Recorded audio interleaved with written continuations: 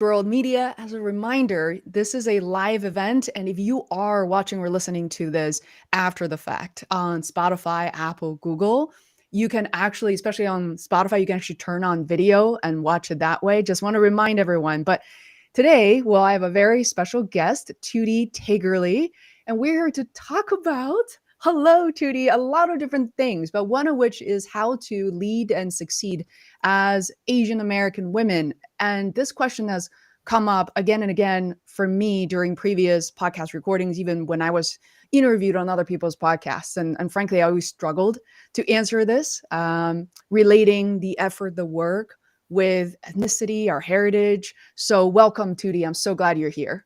Oh, Faye, thank you so much for having me on your podcast. And I have to be honest, that's a question that I've struggled with for many, many years too. And I've been a professional working for 25 years. I just attended my 25th college reunion, and I think it's something I've only gotten comfortable with in the last, handful of years. Wow, there's a lot to cover. And again, I was very surprised when you said you have 20 plus years in tech. I was really shocked. Like, when did you start working exactly? Did you graduate college when you're like barely 15 years old? Um, Well, I had an Asian tiger mom. And mm, as you know, in Asian cultures, education is very important. And for yes, her, so ma'am. was skipping grades because, it's kind of nice when you have a daughter who seems very smart and Mm. all of that stuff. So I actually entered and started Stanford when I was 16. Oh I my moved God. Uh, halfway across the world, was my first entry point, well, second, but first major entry point into the US, just moving halfway across the world to start school by myself at 16. So I guess that means that I probably started working when I was 20. Wow, you're really not. I mean, I was just thinking like this is crazy that how do the years match up with your experience and your age, and you're clearly still young. And one moment before we get into the serious topics today, but you moved here when you were 16, so did I, but you went to college and I was just barely surviving high school here. And may I ask what, and you didn't just go to any random university. At 16, you went to Stanford. Yep. What was that like? What kind of you write it, about this as well, but I just would love to know what kind of track, Tiger Mom track do you have to be on to be at Stanford at the age of 16? Whew. Yeah. You know, I'm a good student. I Mm, find many women are, and many Asian American women are, because it's comfortable for us to have the parameters, the guidelines, the learning that if you do X, Y, Z, mm, you will hit and attain some type of goal. And it starts, I think, with the educational system. If you study hard, if you work hard, if you do your homework, if you hit these particular scores on these particular tests, then you will excel. And even in my high school years, I went to an international high school in New Delhi called the American Embassy School, and was a very elite school with a lot of children of diplomats. And I was there because my father worked for Thai Airways, so we were expats living there. mm. I remember I had my American friends and I had my European friends, and universally it was known that the AP classes, the advanced placement classes, were easier. Mm. So of course, with my European classmates, I'm like, I'm gonna do the hard thing because I think there's some Asianness in that, to like take the grit, the perseverance to do the hard path. And Mhm. I went and did the International Baccalaureate diploma, not just the classes, but the full diploma with a barrage of interviews and questions and community service components and all of it. And I don't think I even thought about it. It was Mm. the assumption that, of course, that was what I was going to do. And that was the kind of cultural values, the lineage values that my parents had put on me with the value of education. Mm. For many Asians of a higher socioeconomic class, there is the sense that, yes, you do want your children to go to a Western school, whether that's in America. And this is me from my Thai Chinese background. It's like whether that is in America, in Mhm. England, the Oxbridges, or in Australia, because that is perceived as a superior education. And I heard this over and over again when I was interviewing many, many Asian American women, because their parents knew that the traditional, let's say, the traditional Asian education system, and I'm using Asian very broadly, but I've heard that consistently through talking with people from China, from India, from Myanmar, just that there is a sense of the more traditional Asian educational system, which is rote memorization, drills, all of that, isn't going to give our children, this is them telling me about their parents, isn't going to give our children the ways to think creatively and strategically as a superior Western educational system might. All right, I'm going off script. No, not at all. Because what people don't realize, Tutti, is that you and I are like running between appointments, and sometimes this is what it takes. I think doing like the stuff that we're doing now, having a conversation unscripted. I'm so curious about your origin stories in the book you're working on, and I've had the pleasure to be interviewed by you, and you provoked a lot of questions I really had been thinking about for a long time, didn't really know how to answer them. It's quite fascinating. And the reason why I mentioned like going live with you so unscripted and in between appointments is because we were really kind of not brought up this way. Everything's very agenda packed. You have to be completely, utterly 300% ready before you attempt anything. So this is totally different. Yeah. And I was a designer. I was trained as a person doing human computer interaction at Stanford, and I worked as a product designer for 22 years. And it's holding both of those together, which is that the products that we release out into the world. I worked on Facebook video and Facebook Live. They have to be good, right? I mean, billions of people are going to use them. They have to be good. But yet at the same time, there's this inherent paradox that in Silicon Valley culture, you got to experiment. You got to move fast. You got to be okay with failure, and you got to be okay with breaking things. And let's just say Facebook has learned that lesson.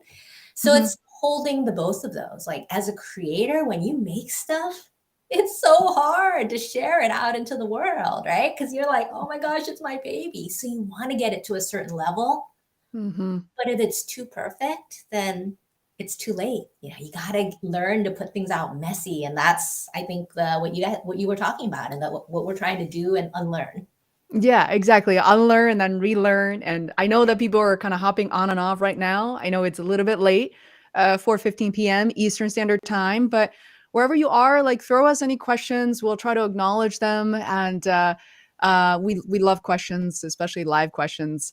And Tutti, recently in a conversation with a friend, I was just bouncing off this idea. I just couldn't help myself to say, hey, everything that I learned in corporate, nearly everything I learned in corporate is wrong for entrepreneurship. And I feel like I felt this urge to say that. And you come from, Facebook, huge corporations. I come from marketing consulting, and all the things I learned about knowing when you're ready, don't speak up, and, have a plan signed up by 18 people, make sure you please the stakeholders, what you're talking about. All these things just do not apply for entrepreneurship. So given that, your experience now, as, you've worked in, you coach co-founders, tech leaders, and you've written books. And could you tell us about what you have learned in that process of being a creator, being an entrepreneur? Yeah, I'm going to disagree. And part of what I feel is that every single experience we have in our lives is a wonderful, great big experiment. And if you look at the scientific method, like the true purity of the scientific method, it doesn't actually matter if the experiment succeeds or fails. Like Interesting. when it's more like, I'm going to do this thing and I'm going to see what happens with it.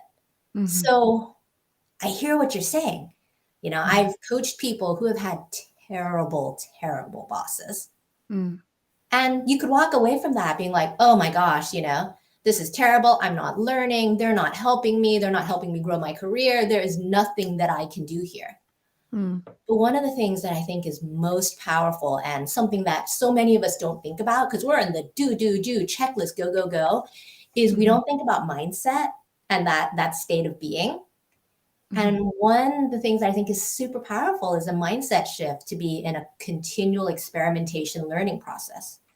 Mhm. Because let's say you've had 2 years, 3 years, hopefully not that long, but let's say you've had 3 years with a really terrible boss. Mhm. You have a really powerful model to be, well, that's not me. I'm not going to lead like that. By Mhm. interacting with a really terrible boss, you can learn this is what I want. This is how I want to show up. This is how I want to lead. These are the traits that I'm going to take into entrepreneurship. Because Mhm.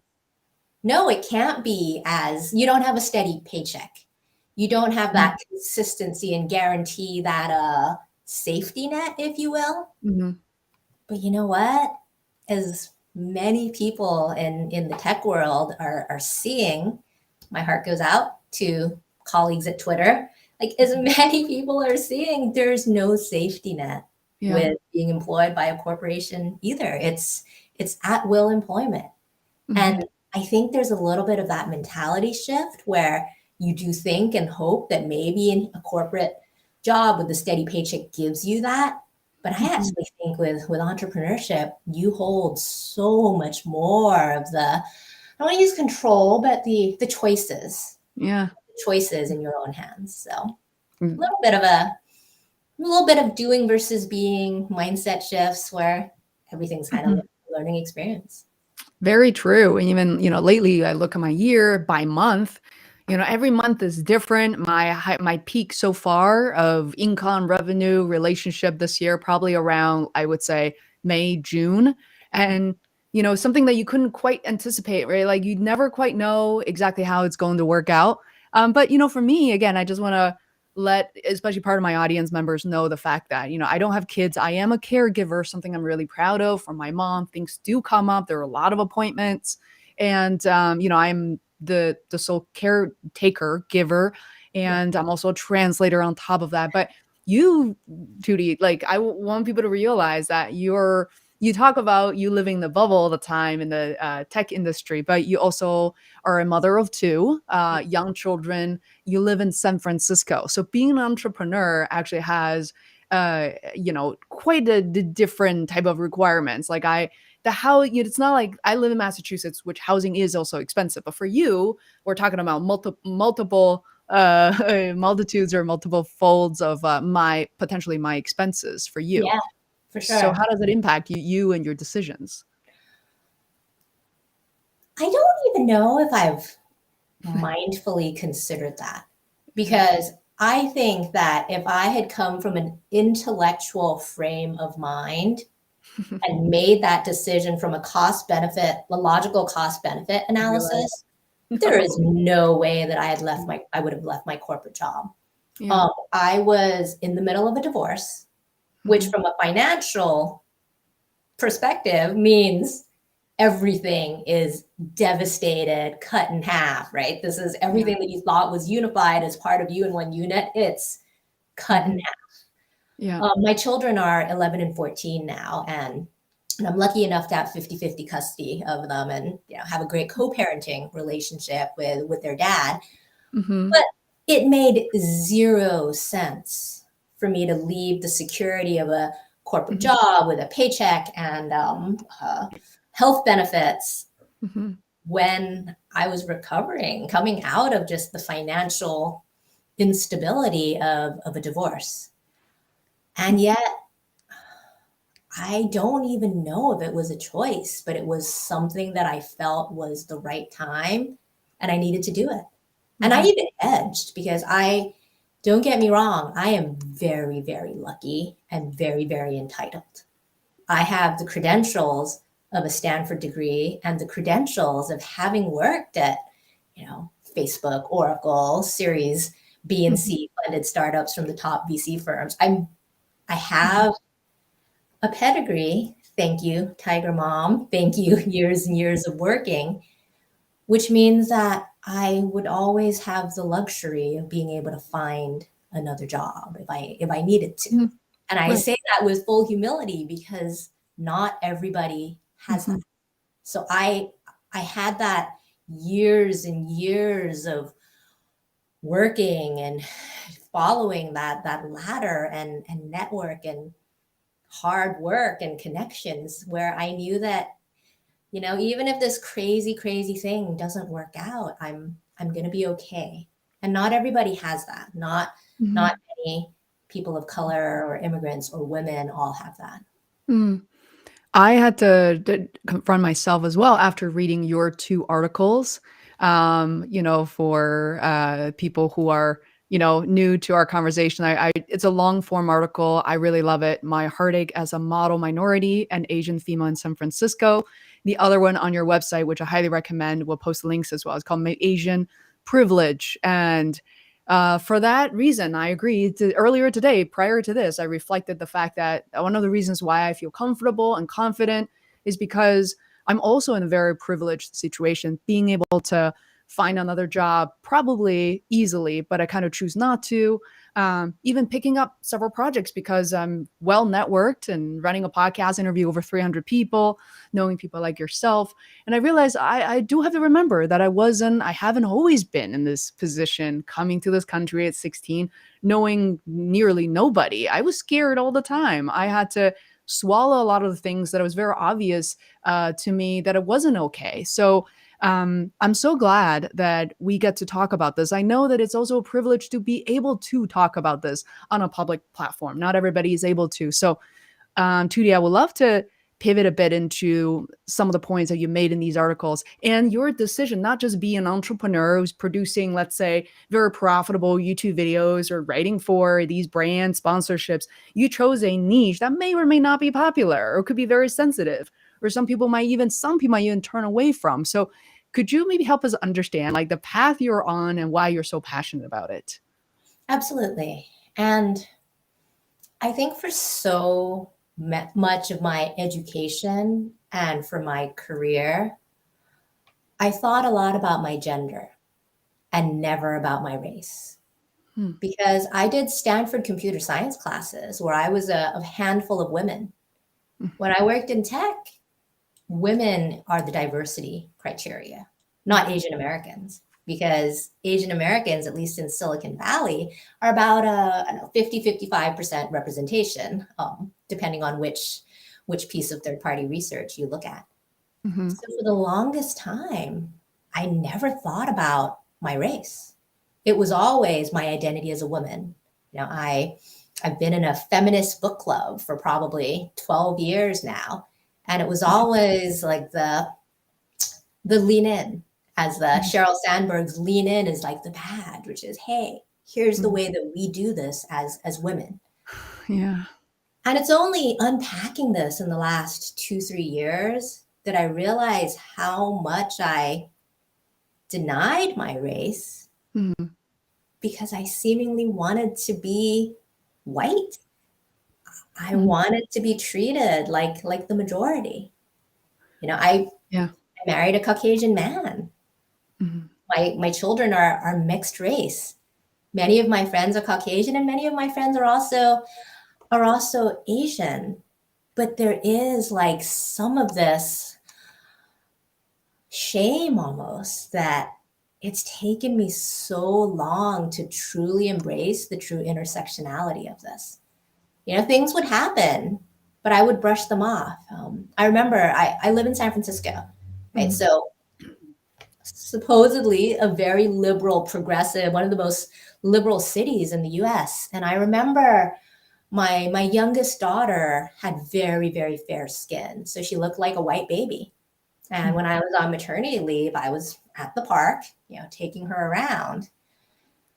And I remember another mom kind of just being friendly because, you're sleep deprived. There's not a lot going on. You're looking for any adult social interaction, and her having a conversation with me. And we're talking a little bit about the, demeanor of the babies. Do they sleep well? And then after a while, she was like, and do they treat you well? And I'm like, what? Who? He's like, well, the parents. And I'm like, I'm the fucking baby's mother. Oh, excuse me. I don't know how friendly.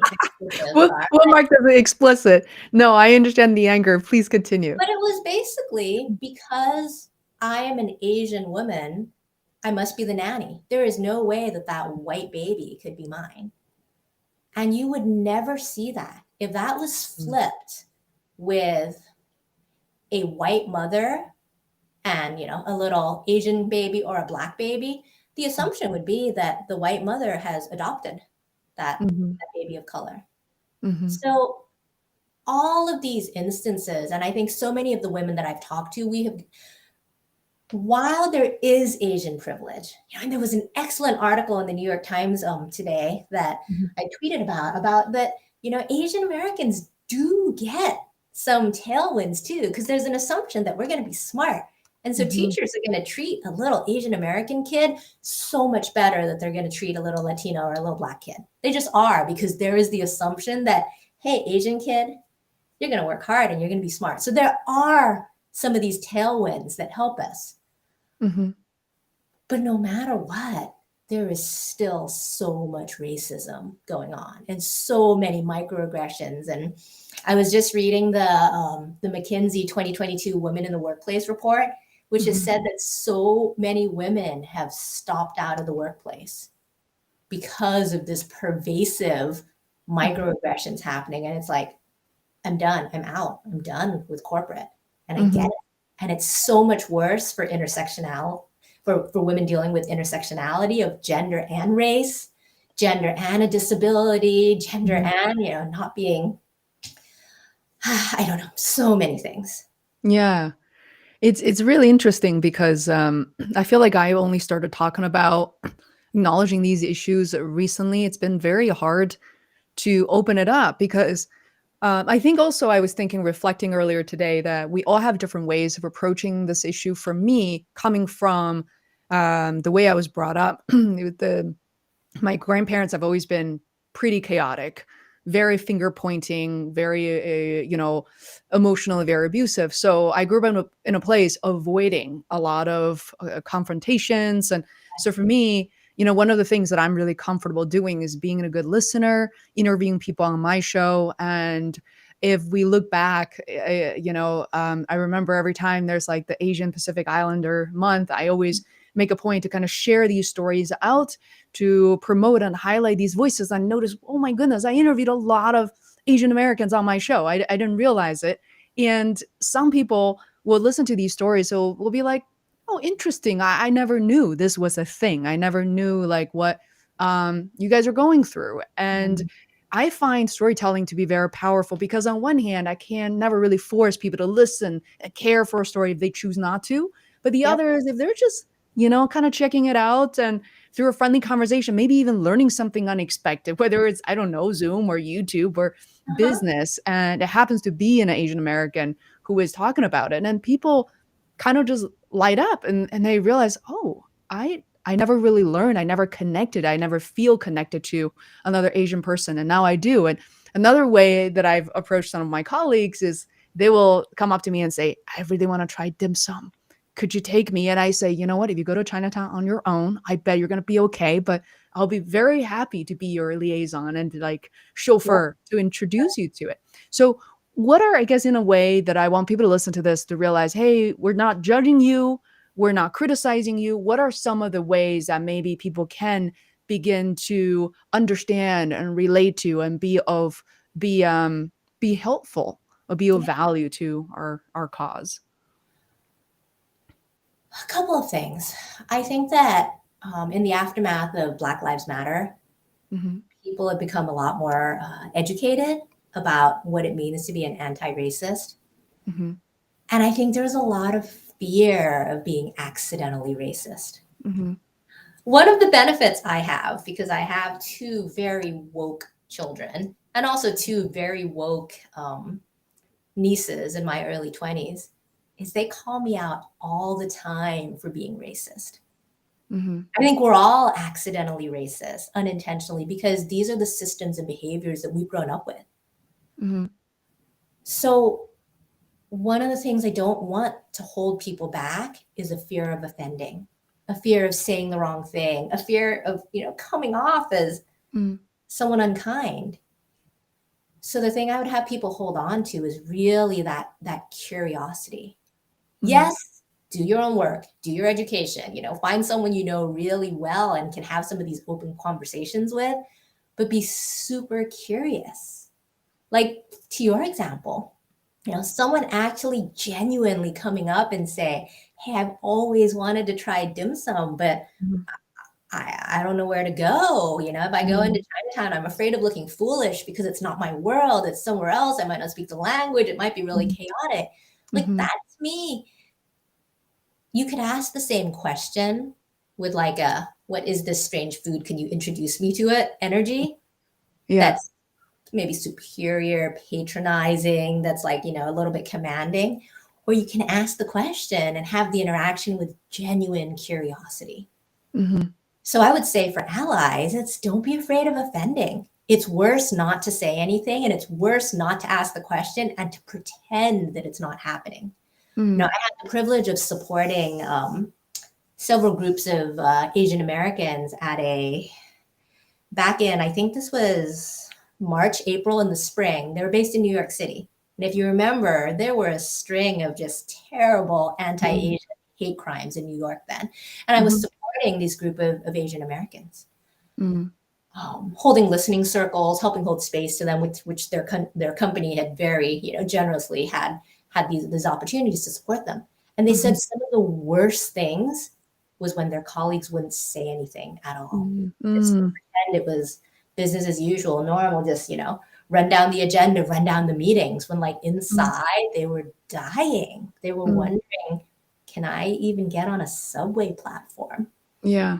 Just all of these things. So I think like the biggest thing for allies is like, it's gonna be messy. You're gonna make mistakes, but don't be afraid to have the conversations and stay curious about it. I love it. Thank you so much for sharing. And when I was reading your article, I too felt that now in my very late 30s, I'm gonna be 40 next year, and thinking, yeah, it's gonna be a 40s are good. I love my 40s. See, exactly. I always tell people in their 20s how much I love being in my 30s. I mean, literally it's the best decade yet. And I have to say that it really, in a way that all these incidents, all these events that you described hurt me now so much more than my 20s. And, there's kind of an indescribable pain involved. And I agree with you that I remember some of my friends that would text me to say, Faye, I don't know how to say this, and this is not okay. And I'm not, they're saying I'm not assuming, but if you're having a difficult time, please know I'm here. You can call me. So that was really, really, kind approach. And then there also sometimes I feel like I once opened up to someone I really, trust, and I thought it was like a really good friend of mine. And his response was like, why are you overreacting? Why this doesn't apply to you? Crimes happen everywhere. So I remember how much it hurt me to hear that in a very, even going into the conversation, not knowing what he's going to say, but to hear that was really hurtful. Yeah. Uh, so thank you for breaking it down. You're gonna say something, Trudy? I don't want to, No, because no, I no. I was just gonna sidetracked. say, oh, that hurts. And that is so hard. Yeah, it was. And I'm sure that he still thinks about that moment. Because Yeah, we all have our own self judgments, and who knows what he was going through then. yeah, true. But I think so many times when you're having that conversation, the person on the Mhm. other end is dealing with their own shit.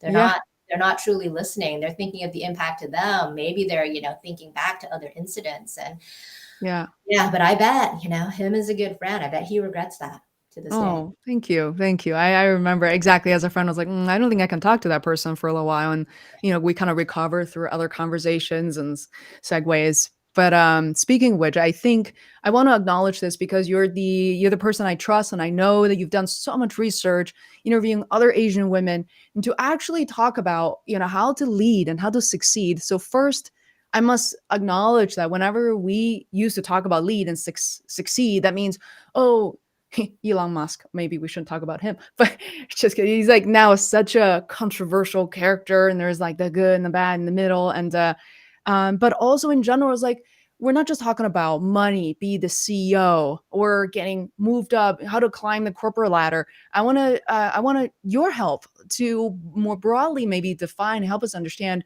what you mean by lead and succeed as Asian American women. No, absolutely. You started with Elon Musk as an example, and I think that is a really, really good one, because if you were to ask most people genuinely, what does a leader look like? Going to be a man, going to be a Yeah. white man. And this, I know the world of Silicon Valley and technology really well, but it's going to be a visionary leader, Mhm. someone who's passionate, someone who's extroverted, outgoing, can paint the picture and take everyone there. Mhm. That's a little bit of a prototype, our collective prototype of this is the imprint of a leader.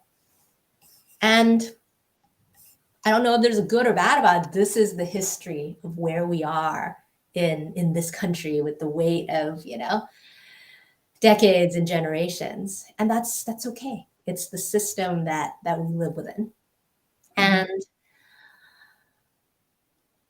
when I talk to women about what does it mean to lead and succeed as an Asian American woman, I'm going to break it down to a couple of things.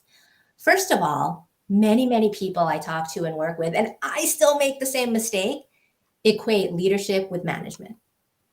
There is a sense of, I'm not a leader. I don't manage people. I don't have a team. I'm not important. So I want to break that down right now, which is I believe that everybody is a leader. I collaborate and do thought leadership with one of my dear friends, Jim Herman, who's a coach, and we've created a leadership North Star model, which is when I lead, there are kind of 4 axes to hit this North Star of my leadership. In the center is me. Leadership starts with me, which is Mhm. understanding what lights me up, what energizes me, what are my values, what do I do that I really, really love. And some Mhm. people don't know this. It can take, years or decades to figure this out and know it, but you run a bunch of small experiments and you can watch and you can learn. And if you don't know, you can follow the models. There is a Mhm. conventional leadership model of climbing up a corporate career ladder and emulating these models of leaders around. You can Mhm. try them on, you can play with that. It might work for you, it might not, but it's really kind of noodling on what is leadership for me. Mhm. And then you express leadership through all the different parts of work that you do. And there's like three axes of this North Star. The first is projects. We Mhm. all have projects and make things, For you, your projects might be your podcast. For someone else, it might be like an accountant. It might be financial models and spreadsheets. For a designer, it might be, making screens and prototypes. For an engineer, it might be code. For someone else, it might be making presentations. Mhm. How do you express your leadership in the craft of the work that you make? Because the Mhm. mistake people make is thinking that their bosses have all the answers, but no, you're the one closest to the work that you're doing. Mhm. So it's expressing your leadership through like trusting that because you've spent, these 8 hours today or these 6 hours today intimately playing with those cells on the spreadsheet, you Mhm. kind of know what's happening with it. And so it's trusting that like it's leadership through the projects and processes you do. Mhm. Next axis of it is people. Mhm. Leadership is expressed with relationships and the people you interact with. And I found that for people starting in their career as individual contributors, you think a lot about the performance, the work that you do. But as you rise up So the ranks, true. you spend more time. Leadership is about relationship currency, like the Mhm. trust, the relationships that you build with people. So think about just your impact on other people. How can Mm. you help other people? How can you build relationships with your peers? And how can you build relationships with the people above you? That's the impact. In business, a lot of people talk about ROI, return on investment. Someone a very long time ago in one of my coaching communities talked about ROI instead being ripples of impact. What are the Mhm. ripples of impact you can leave on the people around you? And Mhm. then the last facet of leadership is I call it either at the community or the org level. Mhm. It's the legacy. What is it that you can do and leave behind to give back to the greater good, to the greater group of people, whoever it is? Because I think we teach what we most need to learn, and Mhm. it's through the sharing and giving back of this, whether it's a church group, a PTA, your small organization, your small team within your organization, or perhaps it's greater diversity, equity, and inclusion efforts for your bigger Mhm. company. Perhaps it's like the building of a community of entrepreneurs. What is it that you give back to this like bigger community? So that's what I look at my leadership North Star method, like these 4 facets: me, the projects that I do, the people that I impact, and then this greater community. I love it. Definition of leadership, and that's how I get people to like go deeper into your leadership. This is something that I feel like it's absolutely worth writing an article about and for us to reflect. And something that I resonated with me is definitely through what you do. Like for me, creating YouTube videos, creating podcast content, writing on my blog, leadership expressed through people and relationships, community and legacy. And truly, a lot of what I create these days, I've been feeling this way since my early 30s. Is if I'm gone, would I be missed? Who does this impact? Does it what I create make somebody's day better, even just feeling better for 10 to 15 minutes? Yeah. That would do it. It's simple, right? Like I don't think we need to overthink it all the time. Like in like in terms of monetary sort of accumulations or something. It just could it be just simple that we do something like simple gratitude we're expressing to other people that maybe would have been enough. Yeah. And then I realized I didn't quite talk about the Asian American piece of it, because that is one of the central theses and tenets of my next book that I'm working on right now. Please do. Yeah. When leadership starts with you, you are not just you. You are your lineage, your cultural values, the way that you've been brought up, the way that your parents brought you up, your grandparents brought them, just the whole weight and joy of all these cultural expectations and behaviors. People talk about nature versus nurture, yet all of these behaviors around a culture or a group of people are passed down generationally through epigenetics. It's finally just being proven what many people knew. And I think when we talk about leadership starts with you, especially with the super successful Asian American professional women that I've interviewed, the title I've chosen for my book is Hardworking Rebels, because these are immigrants who have like a foot in both worlds, a foot in America and a foot in the world that they came from. And what leadership is like for them is merging these traditional values, where actually, I'm not even going to say many, every single Asian American woman that I've spoken to has talked about that drive, that resilience, that hardworkingness, hardworking nature. And I don't know how much of that is being Asian. I think a lot of it, and how much of that is being an immigrant, because I see that as themes from many other immigrant cultures as well. Having that hardworking part, but then also having to sometimes turn away and like discard lineage values, because that's what you need to do to be successful in a new world, in a new country, in a professional workplace in America. So, for example, many Asian cultures value humility. There's a Japanese saying that says, if you're the nail that sticks up, you're going to get hammered down. Yeah. And there is an immigrant quality too of, especially if you're an undocumented immigrant where you're not speaking up, you're not standing out, that's not safe. And yet, if we go back to what's the virtue of a leader, the standard view of a leader, and how corporate America works and how entrepreneurship works, which is you need to have self-advocacy. You need to talk about yourself. You need to talk about, if not yourself, a trick, a strategy that's worked for many women is you talk about your team. You talk about the other women around you. Yeah. You talk about the work. You don't want to talk about yourself. That's a little scary, but you talk about the work. So it's finding how you can talk about the work that you've done. One of the women I talked to recently had a brilliant quote, which is, as someone who's brought up as Asian American, it might feel like if you're talking about yourself, you're like shouting it from the tops of the Mhm. walls, that you're like bragging and you're just like yelling, look at me. Mhm. But there's no way. Even if you like turn your braggingness to Mhm. like a level 10, it's barely going to hit and register as a level maybe 2 Good. of That's a white man might be doing it. So turn it up. So And how do we turn it up? Judy, how do you I love this topic, self-advocacy for Asian American women, women of color, minority women. Um, I love the kind of we call thought starter, yeah, conversation starter. Like, how do you begin to say, advocate, promote yourself, your work? How do we start? first place is, how about getting right with reality? Mhm. Who are you? What are you good at? Let's start with what are you good at? I've talked to so many Asian women when I was mentoring them, when I was managing them, where sometimes if you ask someone, oh, what is it that you're good at? The first answer to the question is, oh, here's what I'm working on. I'm trying to speak up more in meetings. I'm trying to be more confident. But no, what are you good at? Mhm. That can be a really, really hard question for Mhm. someone to answer.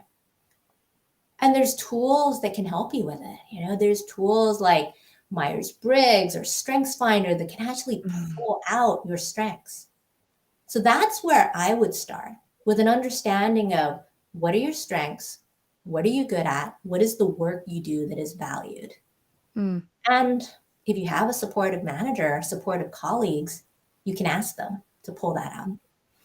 And I'd say the first part of self-advocacy is believing that you are good at that and learning to trust yourself that you are good at that. And sometimes that can be really hard. So that's where we rely on our community and other people. And this is also where you try to look at the data and the work. A trick and tool that I give to many people is to write it down Mm. at the end of each week. Just write down what you've done. Because we forget. Yeah. Write it all down. And maybe after 6 months, you can look back and you can Mhm. pull out themes and trends and be like, oh my God, look at all of this stuff. And Yeah. celebrate. Like you were I saying, attitude practice, have a celebration practice. This yeah. is not taught culturally. I love what you're saying this. I would like to add to that as well is I think who you seek feedback from is really important.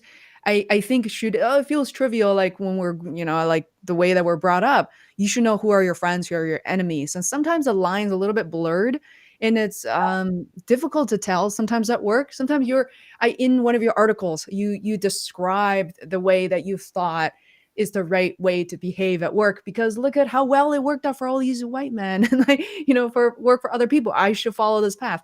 I've heard that feedback, like people at work specifically telling me you should do this. See, this is an example, this is a path to success, which I firmly disagreed with. So I think if you are to seek feedback, go for like a few different people at work, but also I think get out of work, going to, join either a small mastermind or going to some trusted family and friends, but also people that you seek out on your own. And for me, I feel so privileged to have spoken with 350 people on my podcast. So I always have somebody to go to for different matters. Yeah. That's a privilege, by the way. So I always feel like, wow, when I thought I was doing the right things, have all the right answers, and like in retrospect, I'm so glad now I have a second opinion. Uh, Yeah. that was fascinating to me, that type of learning. No, absolutely. I think that's one of the reasons why I'm a coach, Mhm. because having my own coaches, I think I got my first coach maybe 12, 13 years ago. This is someone who is entirely on your side, in your corner, someone who works for you, not your Mhm. company, but someone who works for you in the best of possible coaching relationships, and someone who's Mhm. really to put up a mirror to say, well, we've been Mhm. talking about this pattern for a long time.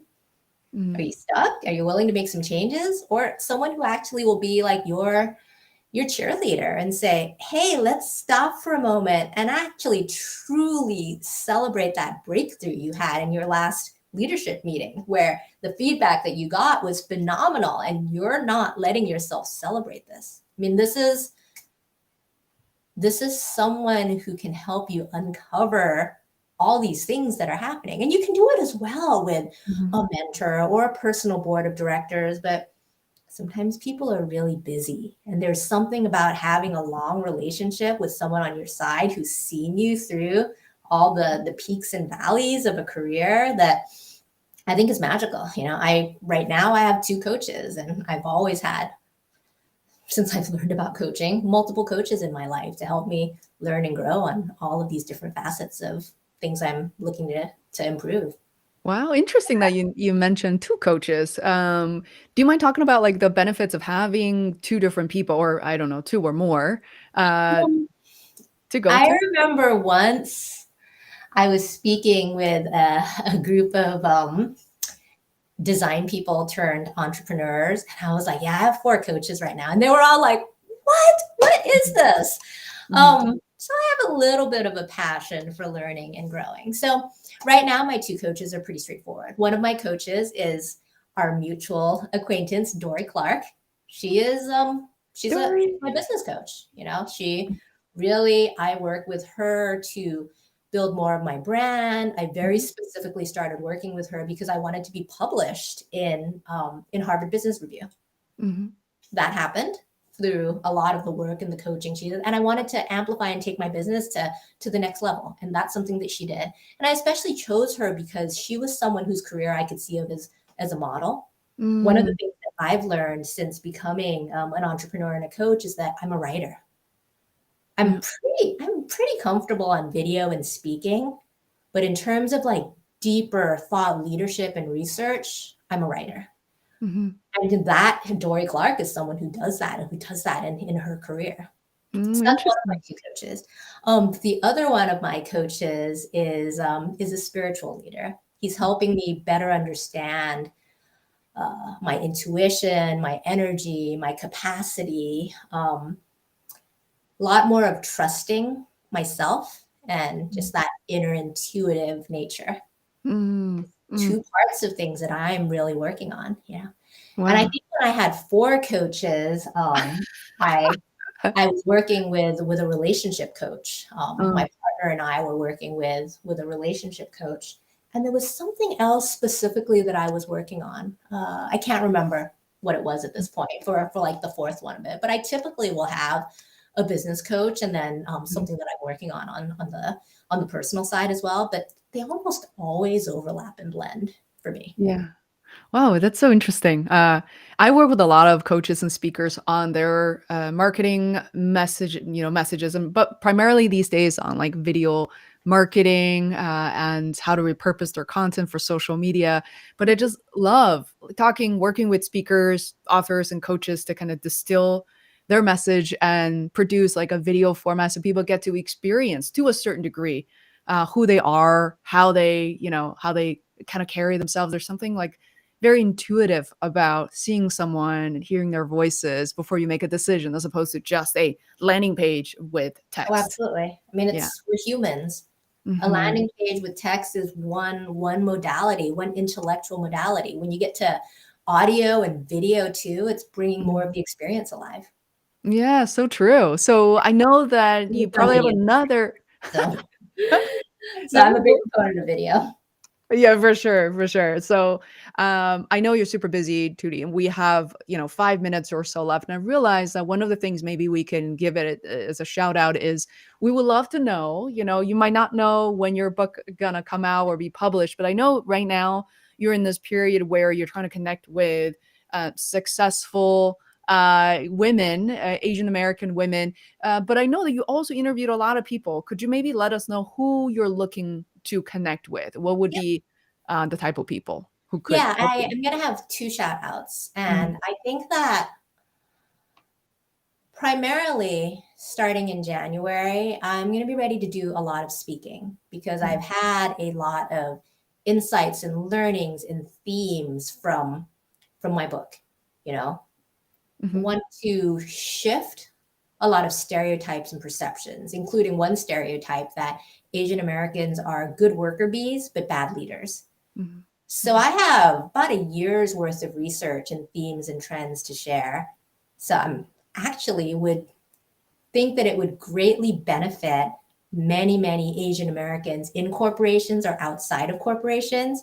I'd love to connect with people who want to hear this message and want to bring this message into the organization, into their employee resource group, into their coach community, who want to hear more about what the Asian American female experience is, how to support it, and how there's actually commonalities between leading as an other, leading as a minority, leading as someone who feels like an outsider, that I think is universally applicable to many different groups of people. So that would be the shout out right now. Love it. What would be it feels to me like this is a necessary addition to what's common right now in DEI. Like you mentioned in your articles, it feels very still a little generic and it's not very specific. So, what types of organizations, if I may ask, would be your primary target? Well, I think many companies would benefit from your teaching, but who are you thinking about going after first? I mean, I say this to a lot of people that I support. Mhm. I go with the people who want to listen to this. Yeah. So honestly, Mhm. there are so many Asian Americans in the United States. There is no target. Mhm. I've spoken to many tech organizations, right? That's my natural affinity. Mhm. But I've been really surprised to have people come and say, hey, I work for the AARP. Come and talk to us about it. Been Yeah. surprised to say, hey, I would love to have you come and talk about this in my coaching group, in my coaching mastermind. Yeah, I don't have anything more specific than that, because everybody understands like what's happening with race and gender. And I think it's pretty universal to want to Mhm. have more leadership and more success on our own terms. So fortunately, I don't have any specific dream targets. I love it. This is fantastic. And for people who want to connect with you, I just remind you guys, wherever you are, there's a pretty long description, and Tootie's website is there, which is Tootie. Um, is it Taygerly, right? Yep. Tutti Taygerly. TootieTaygerly.com. And she's also on social media. So please do get in touch. I would love to see where this conversation goes. And I just want to take a moment to thank everyone. I think 10 or so people were able to hop on during the live broadcast. And please check it out. Please do us a favor and share this conversation with one other person. It will really help us spread the message. And with that said, Tootie, shall we go offline now? That sounds wonderful. All Okay, bye right. guys. Thank you so much. Bye, everyone. Thank you.